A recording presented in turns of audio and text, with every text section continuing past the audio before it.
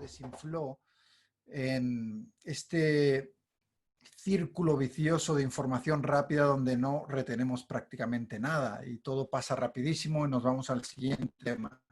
Y en el tema de la inmigración, de los refugiados, de la crisis que está viviendo Siria, yo sí que noté un desplome inmediatamente posterior a la publicación de aquella portada. Nos costaba durante los siguientes meses que la gente siguiera interesada.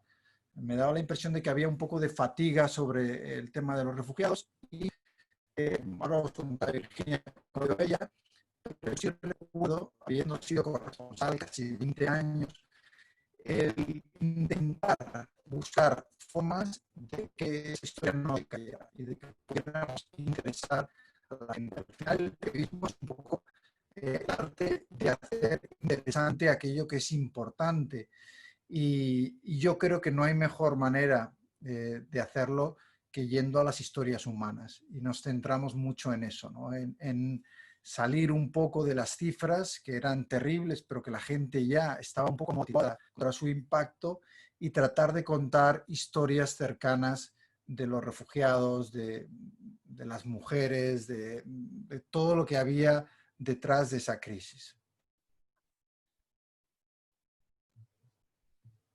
Bueno, sí, yo lo recuerdo muy bien aquel verano, sobre todo porque la foto de Aylan ya fue en septiembre.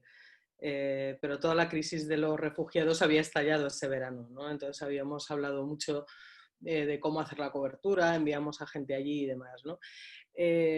La foto de Aylan, o sea, yo creo que hay una paradoja ahí, ¿no? Y es que la debatimos mucho, o sea, pero creo que en el fondo todos teníamos muy claro que había que publicarla. Entonces, con esa decisión, digamos, de que había que publicarla, sí que lo hablamos mucho, ¿no? O sea, el por qué sí, o en su caso, por qué no, ¿no? Y finalmente nos decidimos a hacerlo. Pero claro, es un tipo de imagen del que tampoco se puede abusar, ¿no? O sea, es un tipo de imagen que en un momento como aquel creo que tenía todo el sentido publicarla porque realmente era necesario agitar conciencias con esa avalancha de refugiados que estaban entrando a Europa, ¿no? Y que veías las imágenes de ellos caminando, bueno, por caminos, ¿no? Y la verdad es que se te caía el alma a los pies totalmente, pero parecía que no pasaba nada. O sea, todo seguía igual, la vida seguía y la vida seguía un poco hasta Aylan, ¿no? O eso nos pareció, pero resultó que después de Aylan la vida también seguía y no sucedía nada con todas estas personas refugiadas que seguían llegando y que, bueno, en fin. Tú preguntabas, Lula, si merece la pena, ¿no? Hacer este tipo de coberturas y mandar a gente a los sitios. Yo creo que esto depende mucho de los valores que tenga un medio de comunicación, de la línea editorial que tenga el periódico en este caso y de la dirección del medio, ¿no? Yo creo que siempre merece la pena, aunque la gente no lo lea. O sea, creo que hay cosas que hay que contar sí o sí, le gusten a la gente, no le gusten, las lean o no las lean, ¿no? O sea, creo que hay realidades palmarias y que nuestra tarea es contarlas, ¿no? No podemos estar siempre pendientes de lo que funciona, entre comillas, o de lo que no funciona, ¿no? Dicho lo cual, pues no lo sé, o sea, si fuera una historia que terminara siendo las historias más leídas de un periódico, pues a lo mejor sí que se destinaban más recursos, ¿no? Lo que iba a decir es eso, porque luego al final no es solamente una cuestión de voluntad, y eso lo habéis repetido los dos, y al problema de la financiación os habéis enfrentado los dos, como directores además. O sea, el que te achuchen y te digan no hay pelas para contratar a gente, no hay pelas. Cuando no tienes pelas, ¿qué se cae? Ya, ¿sabes qué pasa? Que la inmigración no se puede contar bien si la cuentas solo desde el lado del país que la recibe, ¿no? Para contar bien la foto de lo que es la inmigración, el drama que hay detrás, por qué la gente viene, etcétera, etcétera, tienes que ir al país de origen. Y eso es caro y cuesta dinero y tienes que pagarle a los reporteros el viaje, si son de tu periódico, o intentar pagar decentemente a los que han hecho el viaje y quieren ganarse la vida como periodistas freelance. Y a mí la impresión que me da es que cada vez vamos menos a esos sitios a contar esas historias, porque los medios son los que hay, porque yo me encuentro cada vez más con compañeros que trabajan freelance fuera de España que me dicen que lo dejan porque por el dinero que se paga pues no pueden tener una vida normal. Y me da la impresión de que el mayor problema de no ir a esos sitios a contar por qué vienen, al final es la indiferencia de los que estamos a miles de kilómetros de distancia y no llegamos a entender por qué eso sucede, ¿no? Y sobre todo en un momento en el que nos encontramos con un discurso xenófobo, intolerante, donde hay intentos, ¿no? Ahora que hay otra crisis de, bueno, intentar decir lo de siempre, ¿no? Los trabajos de los españoles para los españoles y ese tipo de cosas que suele decir, sobre todo el lado de la extrema derecha. Y yo creo que es muy importante para la gente conocer todo el proceso de la inmigración, todo el viaje que lleva a cabo la gente que abandona todo. Al final, claro, nadie quiere abandonar a su familia, a su país, su comunidad, irse a miles de kilómetros de distancia a un país donde no tienes apoyos, no tienes familia, no tienes ayuda, no tienes asistencia, no tienes trabajo. ¿Quién hace eso si no es porque es una necesidad absoluta, ¿no? A veces tan necesidad que se hace para escapar de guerras, de peligros, de persecuciones y otras veces simplemente para dar una oportunidad a tus hijos. Pero en cualquier caso, es muy importante que el periodismo cuente el origen de dónde empieza todo, ¿no? Sí, pero por ejemplo, tú eso lo dices y luego yo, por ejemplo, le pregunto a Virginia, ¿a día de hoy Público puede tener corresponsales? A lo mejor me dices, bueno, no es una prioridad del periódico, no lo sé, pero se puede pagar. O sea, ¿y recordáis en el primer congreso que tuvimos en Mérida? Teníamos a toda la gente que eran freelance, que estaban haciendo coberturas de la frontera sur, y había un clamor sobre, Dios, es que no nos escuchan y encima no nos pagan. Y yo recuerdo las palabras de Virginia muy sosegada, ¿no? Explicando ya, pero es como un chiste la sirena, ¿no? ¿Y por dónde? O sea, es difícil, ¿no? Al final. ¿Vosotros cuál es vuestra situación? ¿Cómo establecéis prioridades? Nosotros no podemos pagar una red de corresponsales, o sea, pero me temo que ya no es que no lo podamos pagar en público, es que creo que quedan muy pocos medios en el mundo que puedan pagar una red de corresponsales, o sea, o posiblemente el New York Times, el Guardian y poco más, o sea, muy poco más, ¿no? ¿Quiere decir eso que no es una prioridad para nosotros? En absoluto. O sea, precisamente el tema de las migraciones es una de nuestras banderas editoriales. Intentamos tratarla y abordarla informativamente desde distintos ángulos. Tenemos una persona en la redacción que está dedicada full time a este asunto. Sé que no es lo mismo porque está en Madrid, pero está permanentemente intentando ponerse en contacto con gente de otros sitios. Está, bueno, por causa que colaboráis con nosotros a través de un blog en el que narráis distintas realidades.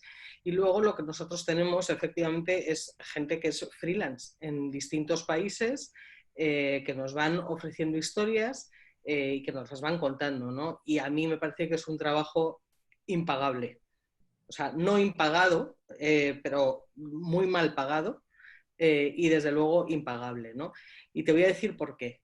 Mira, cuando empezó la pandemia, una de las cosas que a mí me preocupaban más como directora del periódico era que hubiera una serie de historias o de realidades que dejáramos de contar, ¿no? O sea, que todo se centrara en la pandemia, que nos acabáramos mirando a nuestro ombligo y que no miráramos más allá de nuestras narices, ¿no?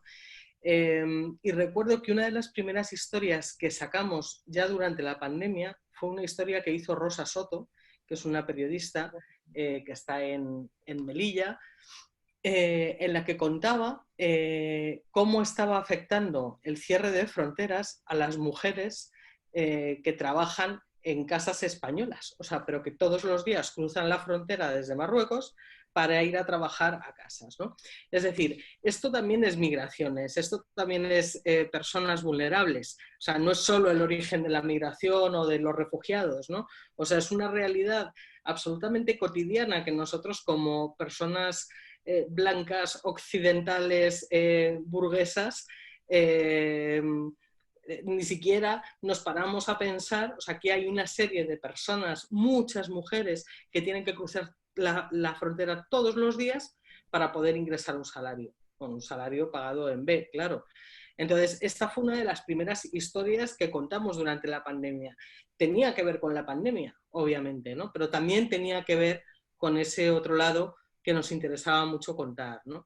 Rosa ha ido sacando historias a lo largo de estos meses y de estas semanas. La última fue esta semana y lo que contaba era que se estaban produciendo detenciones en Marruecos de personas del Sáhara sospechosos para Marruecos de estar enfermos de COVID, y entonces los estaban encerrando en calabozos y los mantenían a base de leche y pan, ¿vale?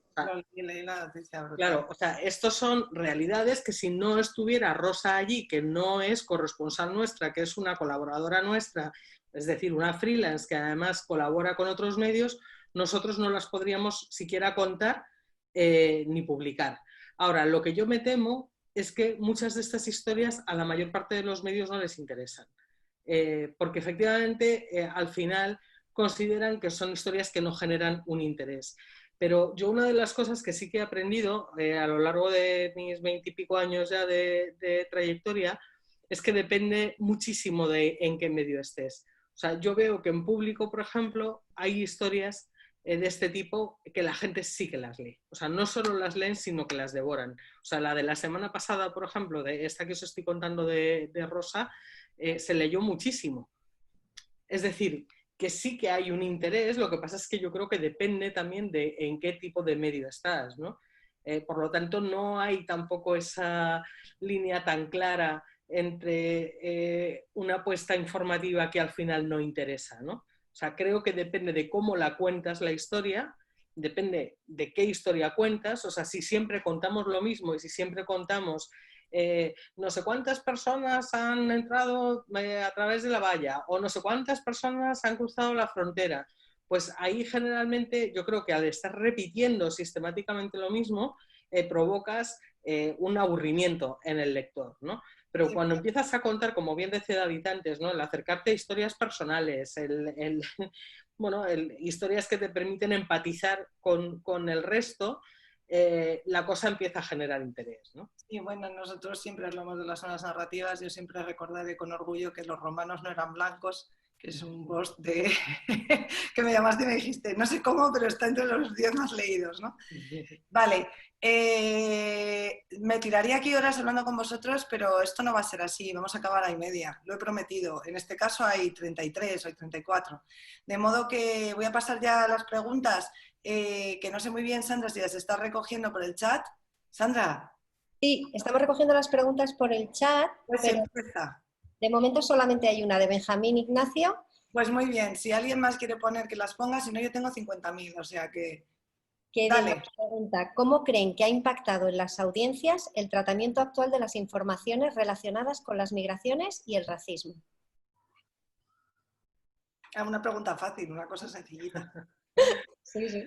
Bueno, Venga, pues o sea, es una pregunta súper interesante, o sea, porque, claro, o sea, migraciones y racismo, ¿no? Es alucinante. Cuando tú pones la palabra racismo y haces referencia a Estados Unidos y a todo bueno, a todas las manifestaciones que ha habido a raíz del asesinato de este hombre en Estados Unidos, las audiencias se disparan. Tú cuentas el caso de un chico que se llamaba Ilias, que murió en una circunstancia muy parecida a la que murió este estadounidense en un centro para menores, creo recordar, en Almería, y no lo lee nadie. O sea, es una cosa asombrosa, ¿no? Entonces, cuando racismo se vincula a Vox o a partidos de ultraderecha o a Trump ¿vale? O sea, y se genera una movilización social en torno a ese fenómeno racista, la audiencia se dispara.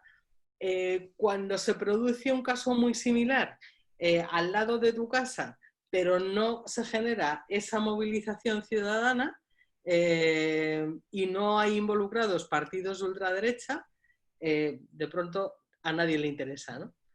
Eso es una paradoja. David, pon tú una guinda, que seguro que tienes algo que aportar.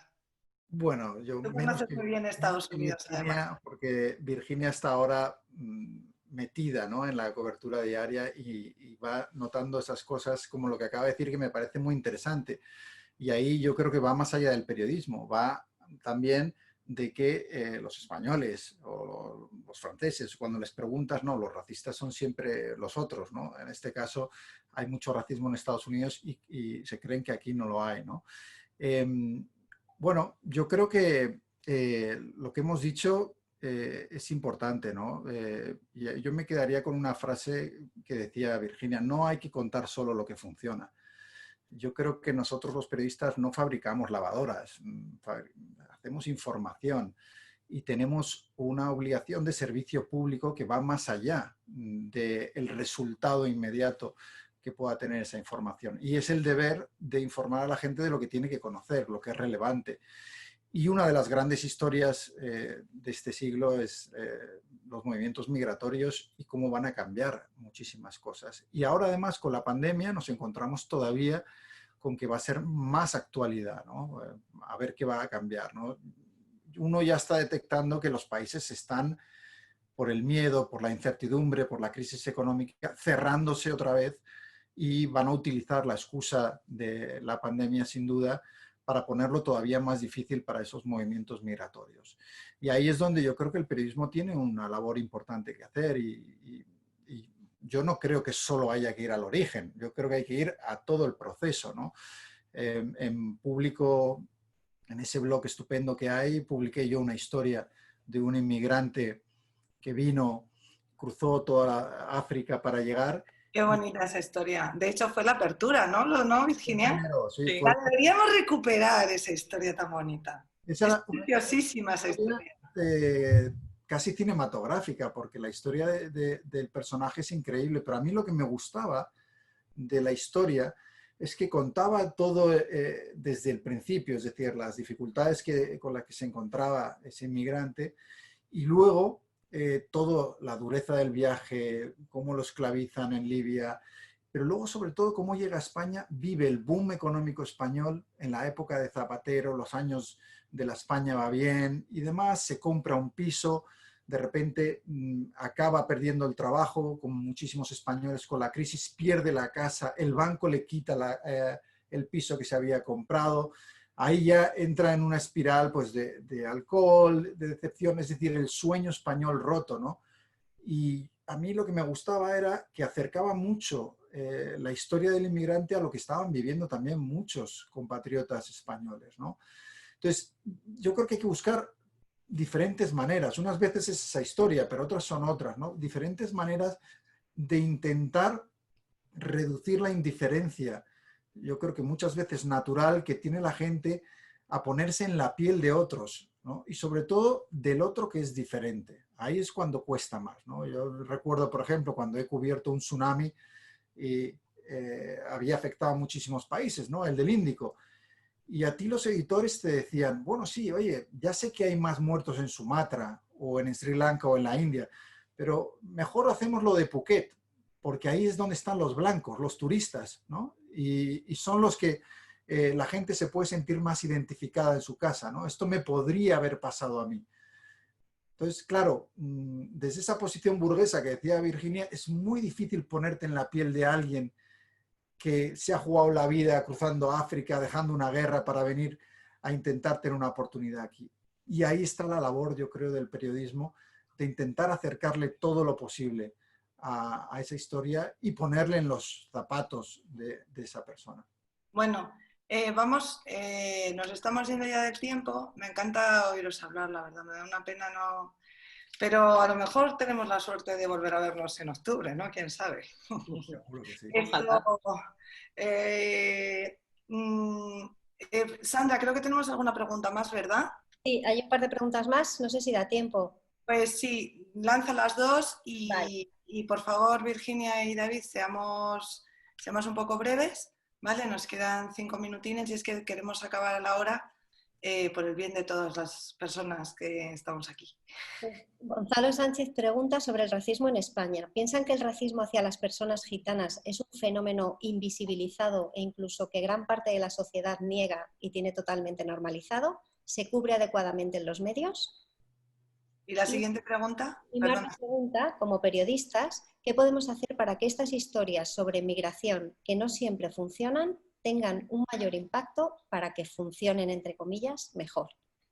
Bueno, yo creo que un poco a la segunda pregunta hemos estado respondiendo a lo largo de todo el debate prácticamente, si queréis una puntilla, y sí intentemos responder un poco al tema de la comunidad gitana y cerramos, ¿os parece? Sé que es duro, pero hay que elegir. Bueno, yo creo que la población gitana está totalmente invisibilizada en los medios de comunicación. Creo que el racismo hacia estas personas es una realidad evidente. Creo que nos faltan en los medios de comunicación personas gitanas, personas de muchos sitios, o sea, para poder ser capaces de integrar todas esas realidades y de contarlas mucho mejor. Ahí lo dejo por ser breve. Bueno, yo añadiré solo que lo curioso sobre esto es que los que ya tenemos una edad, recordamos que los problemas de la comunidad gitana se cubrían mucho más hace 25 años que hoy. Está más invisibilizada hoy que antes. Nunca fue una prioridad, pero yo sí recuerdo que antes se cubría más. Y evidentemente hay un racismo. Y luego hay también un rechazo que va más allá de lo que es la raza, que es al pobre, es decir, al que no tiene. Porque si esa persona es un cantante de éxito, y los hay, entonces ahí el racismo disminuye y no nos importa tenerlo como vecino, ¿no?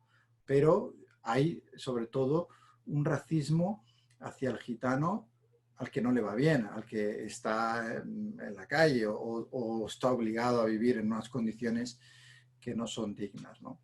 Entonces, ahí es donde los medios tienen que intentar poner un poco el foco de vez en cuando, porque si no, es verdad que no hay manera de que los políticos tampoco presten atención. Los políticos se mueven muchísimo por, digamos, un poco lo que ellos ven que los medios están tratando, ¿no? Digamos, su droga es salir en los periódicos y demás. Entonces, yo creo que lo que no sale en los medios de comunicación, los políticos lo ignoran, porque no tiene ningún coste. No existe, siempre digo. De ahí que haya una responsabilidad, es lo que vuelvo a lo que decía Virginia, de cubrir no solo aquello que funciona, porque entonces haríamos todos sálvame, sino también aquello que es importante visibilizar, porque sobre todo yo al menos creo, y sé que Virginia también, el periodismo debe ser un servicio público y debe poner el foco en aquellas cosas que van mal, en esas injusticias que suceden y que uno tiene la esperanza de que al desvelarlas, alguien, sobre todo los que tienen cargos de responsabilidad, intenten solucionarlas. Me encanta oíros hablar porque sois de las personas que, y por eso os admiro tanto, veis en el periodismo lo que yo veo también, ¿no? Una herramienta para, como decía Enrique Meneses, ¿verdad, Virginia? Para darle duro a los que son más fuertes y ayudar a los que son más débiles, ¿no? Con todo el dolor de mi corazón voy a cortar, porque creo que además Eileen quiere añadir unas palabras como después de cada sesión. He leído por ahí que había una persona que se llama Alejandro y que ha dicho que era socio por causa y que se sentía muy orgulloso. Y como lo he leído así de refilón, digo, Alejandro, gracias. Gracias. Gracias. Es justamente por eso que podemos hacer esto, Alejandro. Alejandro. Vale. Y gracias a Virginia y a David, sabéis que os quiero y os amo y os admiro, lo he dicho 700 veces, hoy estoy así como muy... Pero es que es real, es amor verdadero, como el de la princesa prometida. Y Eileen, cierra tú, por favor, despídenos. Sí, bueno, muchas gracias a todos los que se han conectado. Si les gusta lo que hicimos hoy, si creen que estas pequeñas píldoras de periodismo, como dijo por ahí Alejandro, sirven, compartan este link con otras personas. Tenemos 2 Migratalks más, mañana y el jueves. Y bueno, hemos estado dando como exclusiva a quienes nos van a acompañar en octubre. Vamos a tener un cartel buenísimo. Ayer les compartimos que va a estar con nosotros Patrick Kingsley, que es un periodista que ha trabajado mucho el asunto de migración, que viene del Medio Oriente, colabora con New York Times. Yo espero que nos comparta cómo se hace justamente para meter el tema de migración en uno de esos medios muy grandotes. Y bueno, hoy también quiero compartir que estará con nosotros Martín Caparrós, que, bueno, también sabemos es un periodista de muchos años, que ha caminado mucho los caminos de varios continentes, que de pronto nos crea polémica también, lo cual resulta muy interesante. Y bueno, estará muy bien. Tenemos la página periodismodemigraciones.org, es la página del Congreso. Los invito a que la visiten porque tenemos algunos de los resúmenes y los videos de los dos congresos anteriores, para que echen un ojito, vean qué sabroso se pone la conversación y se les vaya antojando para octubre. Octubre vamos del 19 al 22. Hace rato dije 18, pero es porque no voy a dormir la noche antes. Vamos del 19 al 22 de octubre y bueno, estará muy bien. Nada, háganse socios de Por Causa, porque además de periodismo, tenemos amor. Me encanta oír hablar a Eileen, es que tú lo hablas y suena todo mucho mejor, de verdad. Tenemos que tropicalizarnos todos. Es bestial. Pues nada, muchas gracias a todas y a todos. Y 36, lo hemos conseguido. De nuevo, gracias Virginia, gracias David. Es un privilegio teneros a vosotros. Gracias siempre por vuestro apoyo incondicional. Gracias a toda la gente que ha estado aquí participando. Nos vemos mañana.